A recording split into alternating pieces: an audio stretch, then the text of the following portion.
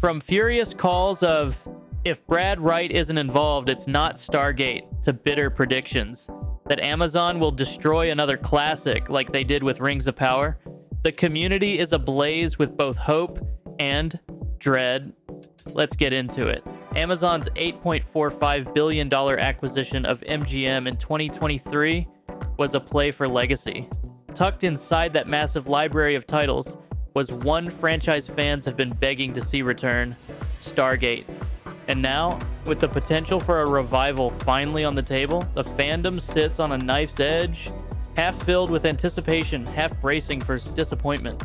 On one hand, the idea of Stargate returning to screens in the age of high-budget streaming shows feels like a dream come true.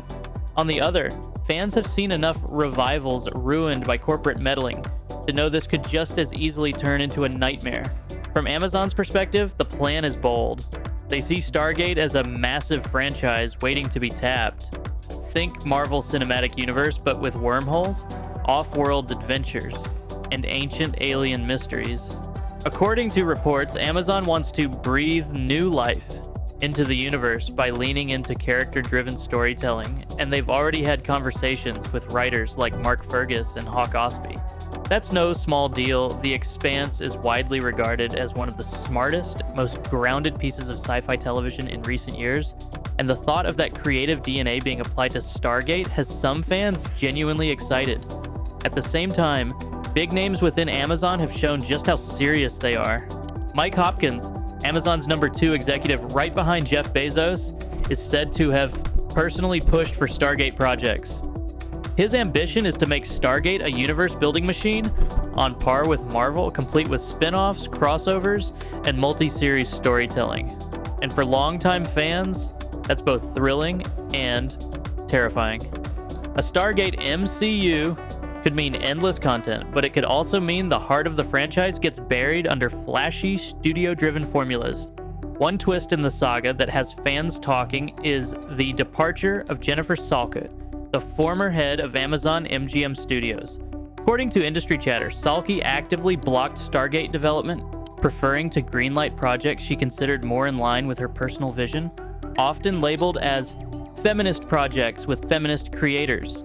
But after major failures with tentpoles like James Bond and the Rings of Power, she was reportedly shown the door. Her exit has finally cleared the way for Stargate to move forward. And with Mark Fergus's schedule now wide open, the stars may actually be aligning for Amazon to make a real move on the franchise. Internally, Amazon's strategy also seems to lean in Stargate's favor.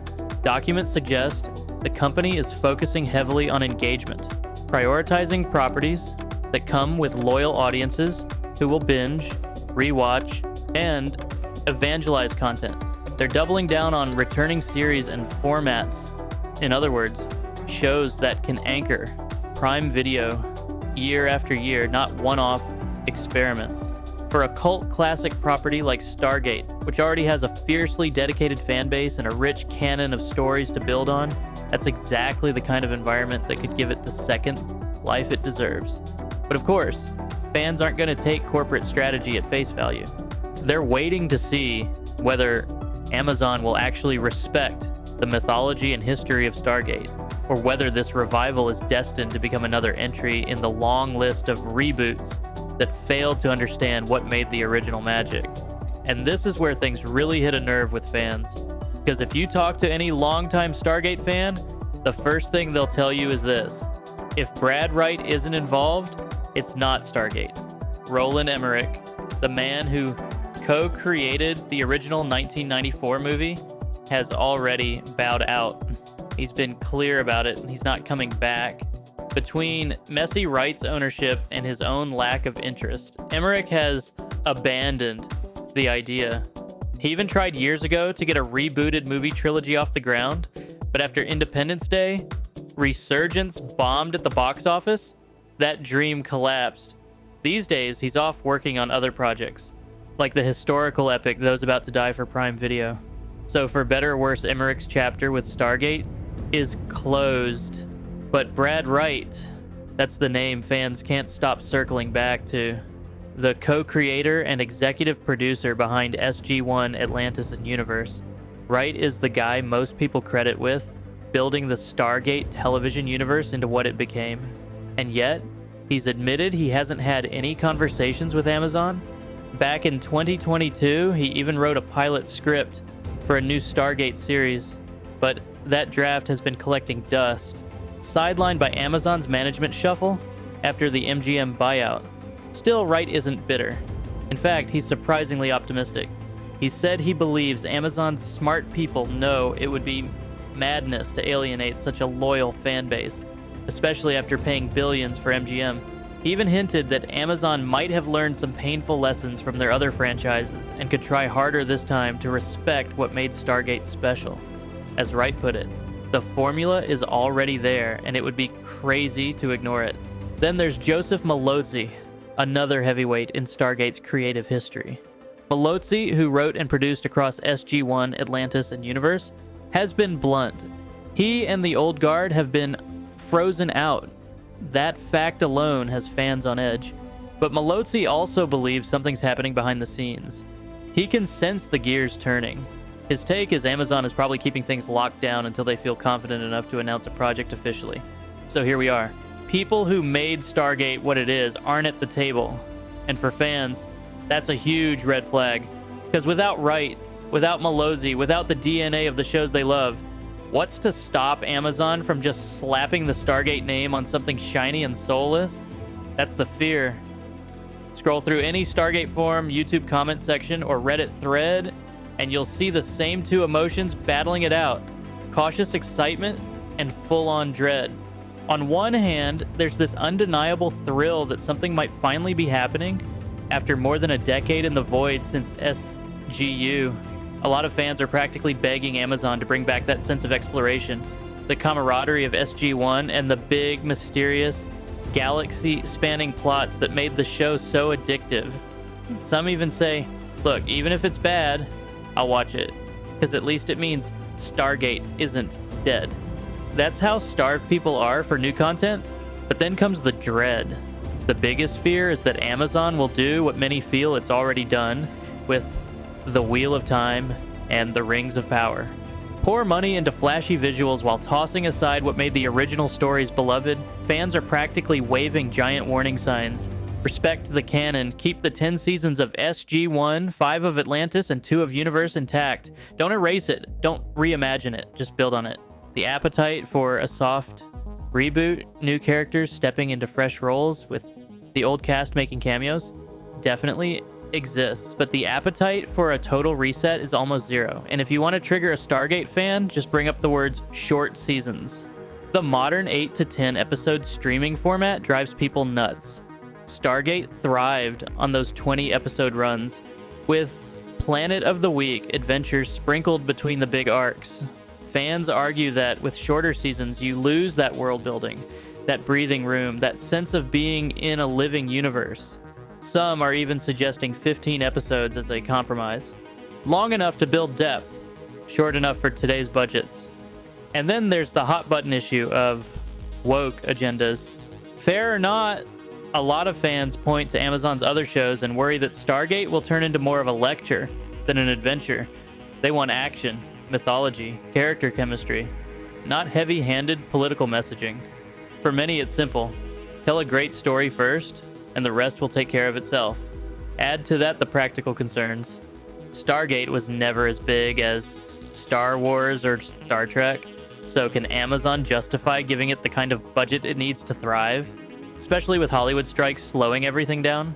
Fans are left stewing in uncertainty, and the longer Amazon stays quiet, the more frustration builds.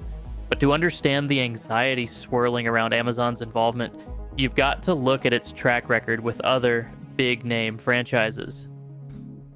Take The Lord of the Rings, The Rings of Power. For a lot of Stargate fans, this show is the cautionary tale, the ultimate what not to do. Amazon poured in what was reportedly the biggest budget in television history, promised faithfulness to Tolkien's legacy, and hyped it as the crown jewel of their streaming catalog.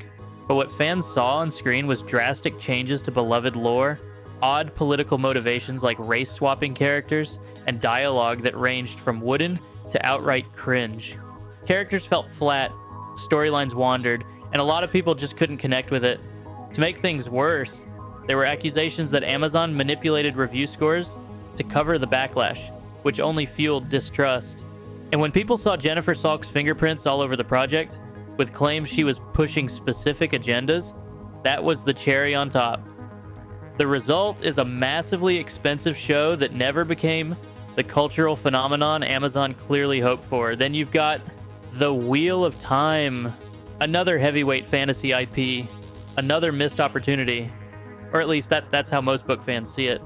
Instead of honoring Robert Jordan's carefully crafted lore, the showrunners made sweeping changes that broke the internal logic of the world. They added characters that didn't exist, invented storylines that no one asked for, and even tinkered with foundational aspects of the series, like the mechanics of the magic system and the identity of the Dragon Reborn. Fans accused Amazon of treating the material like raw clay instead of a masterpiece already beloved by millions. The short seasons didn't help either. People described it as having a cheap teen drama vibe instead of the epic, sprawling saga they expected. And when rumors of its cancellation started floating around, fans pointed to that as proof that Amazon may not have the stomach or the vision for long-running, lore-heavy sci-fi and fantasy series. And it's not just the big-ticket fantasy and sci-fi projects. Under Jennifer Salk's leadership, other efforts like Citadel and the planned Tomb Raider series either stumbled hard or never materialized at all. Citadel was hyped as a globe-spanning franchise, but it fell flat with critics and audiences. Tomb Raider got the axe after Salky's departure. All of this reinforces the perception that Amazon has struggled to figure out what makes certain franchises tick. That said, it hasn't all been doom and gloom. Some projects show that Amazon can get it right when everything clicks. The Boys and Invincible are often brought up as shining examples. They're edgy, smart, and wildly popular. Reacher is another surprise hit, praised for its straightforward but satisfying storytelling.